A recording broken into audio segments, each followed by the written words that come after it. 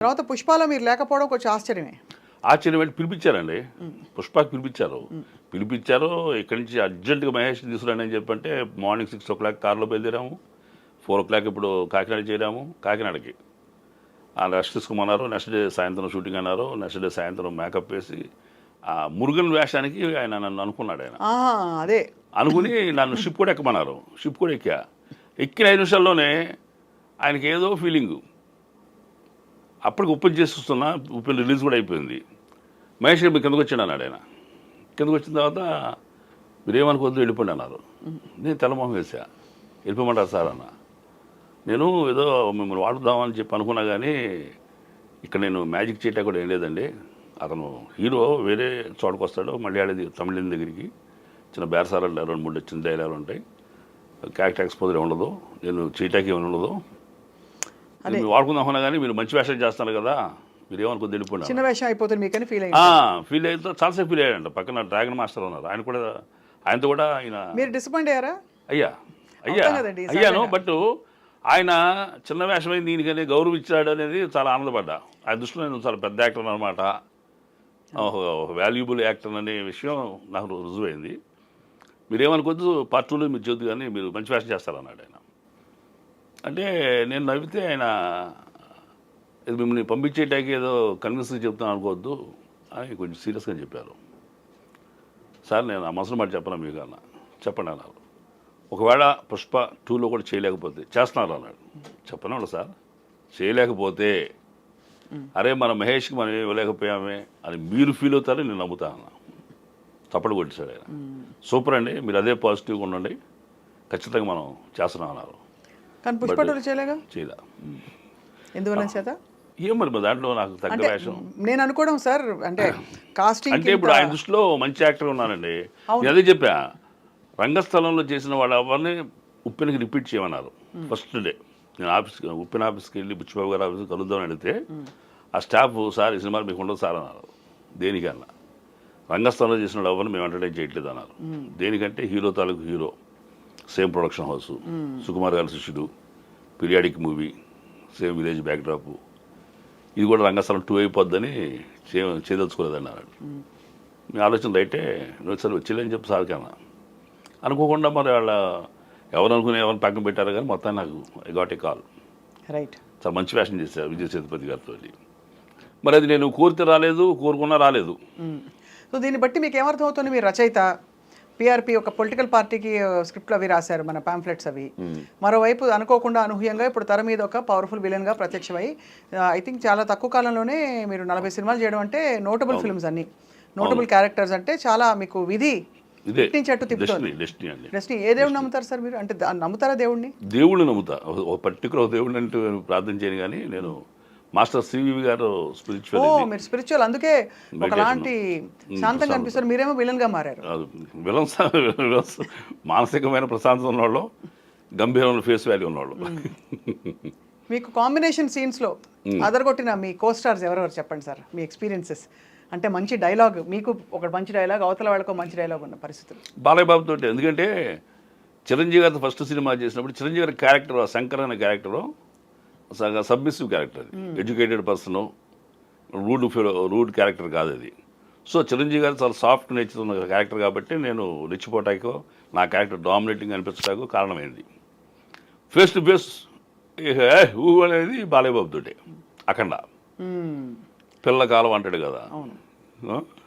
అఖండ చాలా అసలు ఆ రోజుల్లో ఆ థీము, అవును, ఇదంతా కూడా అందరూ ఇష్టపడ్డారు. ఒక సూపర్ న్యాచురల్ పవర్ పారిపోయి చేశాడు కదా అఖండ. అఖండంలోనే బాలయ్య బాబుతో కాంబినేషన్ చేసిందే చాలా ఎమోషన్స్ ఇద్దరు. అంటే నేను ఇప్పుడు అలాంటి పెద్ద ఆర్టిస్ట్ దగ్గర మనం కాస్త చేయగలిగితే, ఆయన సూర్యుడైతే మనం చంద్రుడిలాగా, ఇంకా ఫుల్ మూన్ నైట్ మన ఫేస్ కానీ మన యాక్టింగ్ కానీ వాళ్ళ కాంతి కిరణాలు మనం పెట్టి ఇంకా షైన్ అవుతాం మనం. అలాంటి పెద్ద ఆర్టిస్ట్ ముందు చేయగలిగితే అది అదృష్టం అండి. కరెక్టే. హీరో కాంబినేషన్ చేయటం అనేది ఇది నాకు చిరంజీవి గారితో ఆ సినిమా, రంగస్థలం లిమిటెడ్గా రామ్ చరణ్ గారితో ఆ సినిమా. అసలు రామ్ చరణ్ గారు సమంత ఈ సినిమాలో పండించారు. అంటే యాక్టింగ్ ఫిలిం కుండే ఇది ఉంది అన్ని రకాలుగా అసలు వాళ్ళ సహజమైన నటన, ఆ సన్నివేశాలు, ఆ యాస, భాష అన్నీ కూడా. అవును. సో మీ ఫేవరెట్ డైరెక్టర్ ఎవరు సార్? ఇంతకాలం మీరు ఇంతమందితో చేస్తూ వచ్చారు, చూస్తున్నారు కూడా అది కొంతమంది. ఫేవరెట్ డైరెక్టర్ అంటే ఒకళ్ళని చెప్పడం కష్టం అవుతుందండి. నాకు బాలచంద్ర గారు అంటే బాగా ఇష్టం ఉండేది. మన తెలుగులో బాపు గారు, విశ్వనాథ్ గారు అంటే ఉండేది. అదే ఒక్కొక్క సినిమాకి ఒకళ్ళు అద్భుతంగా చేస్తారు. ఆ అద్భుతమైన సినిమా చూసినప్పుడు బా ఏం చేశాడు ఈయన అనిపిస్తుంది. పర్టికులర్ డైరెక్టర్ అంటూ మీరు స్వతహాగా మీ ఓన్గా ఉమ్. ఎందుకు యాక్టింగ్ని పర్సూ చేయలేదు ఫస్ట్ నుంచి? అంటే నేను చేశాను మేడం, నేను చేశాను. మెడ్రాస్ వెళ్ళిన వాడిని నేను అంటే 90s అదే అప్పుడు శ్రీహరి గారు వాళ్ళందరూ ట్రై చేసుకుంటున్న టైం. మేమంతా ట్రై చేస్తున్నాం. నేను శ్రీహరి గారు, కానీ మన అప్పుడు శ్రీకాంత్ పడలేదు గారు అసలు క్యారెక్టర్స్. చిన్న చిన్న వేషాలు చేశారు. సింగిల్ సీన్సే ఉండే అప్పుడు. కానీ టర్నింగ్ పాయింట్ అంత లేట్గా వచ్చింది. లేట్ కంటే నేను అసలు ఆ తర్వాత నేను వదిలిపెట్టేసి ఇది జీవితం మనకి సరిపోదా రాదులే, అని రియల్ ఎస్టేట్లోకి వచ్చారు. ఫ్యామిలీ రెస్పాన్సిబిలిటీస్ కొన్ని ఉండి నేను కేమ్ బ్యాక్ అండి. మరి యాదృచ్ఛికంగా మరి డెస్టినీ ఇది, అది ఎవరో నాకు అప్పచెప్పిన బాధ్యత కాదు, కుటుంబ బాధ్యతలే. సిస్టర్ మ్యారేజ్ తాలూకు అప్పులు ఉండటం కానీ, అన్నయ్య అనారోగ్యం అయితే ఆయన ఫ్యామిలీ చూడాల్సిన పరిస్థితి కానీ, ఎవరు నువ్వు చూడమని చెప్పింది కాదు, నేను కాకపోతే ఇంకెవరు చూస్తారని అంతే కదా సార్. అలా ఆ రెస్పాన్సిబిలిటీ తోటి బాధ్యతల కోసం నాకు నేనే ఆశయాన్ని వదిలిపెట్టుకున్నాను. భగవంతుడు వదిలిపెట్టలేను. అది అది నాకు నిజంగా నిబద్ధత ఉంటే మన దగ్గర, ఇప్పుడు వీళ్ళు చూడమని ఎవరు చెప్పలా, వాళ్ళ సస్తాలే వాళ్ళ సావని అనుకోవాలా. ఇది నేను కాబట్టి ఎవరు చూస్తారో సమర్థుడిని. అసలు నేను అంతకుముందు కార్పొరేట్ కంపెనీ పనిచేసి వచ్చినాడే, జగజిత్ ఇండస్ట్రీస్ అని సేల్స్ ఎగ్జిక్యూటివ్గా. మళ్ళీ ఆ లైన్కి వెళ్తే తక్కువ సంపాదన, ఆ రోజుల్లోనే 2000 అంత ఉండేది నాకు. అవును, పిచ్చి పిచ్చి చాకరీ ఉంటుంది. చాకరీ ఉన్నది. టోటల్ మంత్ అంతా కష్టపడితే 2000 జీతం వచ్చేది. లెక్కర్ డివిజన్ పేగా వివా మాల్టో ఉన్నాయా, ఆ కంపెనీ వాళ్ళది లెక్కర్ డివిజన్లో వర్క్ చేసామండి వైజాగ్లో. అక్కడ నాటకాలు చేశా. ఓహో, సో అక్కడ రంగస్థలాన్ని మీరు రంగస్థలం అప్పుడే ఎక్కాం. నేను వైజాగ్ ప్రసాద్ గారు స్టేజీ చేసాం, ఒక స్టేజీ ఒక నాటకంలో. మిశ్రో గారు మా గురువు గారు, ఆయన గొప్ప దర్శకులు, నటుడు. ఆయన శిష్యరికం కాబట్టి ఆయన అక్షరాభ్యాసం, ఆయన బొట్టు పెట్టబట్టి కాస్త ఈ పాటి నటన వచ్చిందని అనుకుంటా. నేను కెమెరా ముందున్నప్పుడు ఆయన్ని స్మరిస్తా, చిరంజీవి గారిని స్మరిస్తా ఎవ్రీ టైం. అవునా? Because when ever I stand in front of the camera, కడు మూసుని మాస్టర్ సివి గారిని, మిశ్రో గారిని, చిరంజీవి గారిని తలుచుకుంటాం. జీవితం ఇచ్చింది ఆయన, నట నేర్పింది ఈయన, బతికిస్తుంది, కాపాడుతుంది పైనుంచి ఆయన అని. సో అయితే మరి అప్పుడు సినిమా ఇండస్ట్రీలో ట్రై చేస్తున్న టైంలో సార్, అంటే ఎలా ఉండేది వాతావరణం? మీకు బేసిక్గా మీకు బ్యాక్గ్రౌండ్ లేదు, ఏం లేదు. సో కొత్త మనిషి వచ్చి మీరు ఫోటోలు పట్టుకుని తిరగడమే అంతే. ప్రతి ఆఫీస్కి వెళ్ళడం. మెడ్రాస్లో అంతే. ఎంత టీ నగరా? నేను ఉండేది ట్రస్ట్పురంలో ఉండేవాడిని.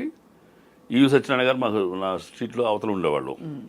ఎల్బి శ్రీరామ్ గారు, ఈవి సత్యనారాయణ గారు, వైవేస్ చౌదరి గారు. తమిళ ఎలా పేస తెలియమా? తమిళ పేస తెలియమా? అప్పుడు 3 ఏళ్ళు ఉన్నా కానీ ఏమీ రావలేదు. కానీ బాధ్యతల వల్ల తిరిగి వచ్చారు, ఇంకా వదిలేసాను. టోటల్గా ఆశయం, అంబిషన్ వదిలిపెట్టేసా. కానీ అదృష్టంగా మళ్ళీ చదువు అది సార్ గ్రాడ్యుయేషన్ అండి. గ్రాడ్యుయేషన్ చేయగలిగారు. తర్వాత సేల్స్ ఉద్యోగం చెప్పారు కదా, చేశారు. తర్వాత రియల్ ఎస్టేట్లోకి వచ్చారు. మెడ్రాస్ వెళ్ళి బ్యాక్ వచ్చి డబ్బు సంపాదన కోసం రియల్ ఎస్టేట్ మార్కెటింగ్ మొదలెట్టి, మార్కెటింగ్లో అనుభవంతో ₹4 సంపాదించి అప్పులు తీర్చి ఒక కంపెనీ ఫ్లోట్ చేస్తాం, ప్రైవేట్ లిమిటెడ్. ఫ్లోట్ చేసి మేనేజింగ్ డైరెక్టర్గా ఒక 20 ఎకరాల భూమి తీసుకుని లేఅవుట్ చేసాం. గొప్ప సక్సెస్ సార్ అది.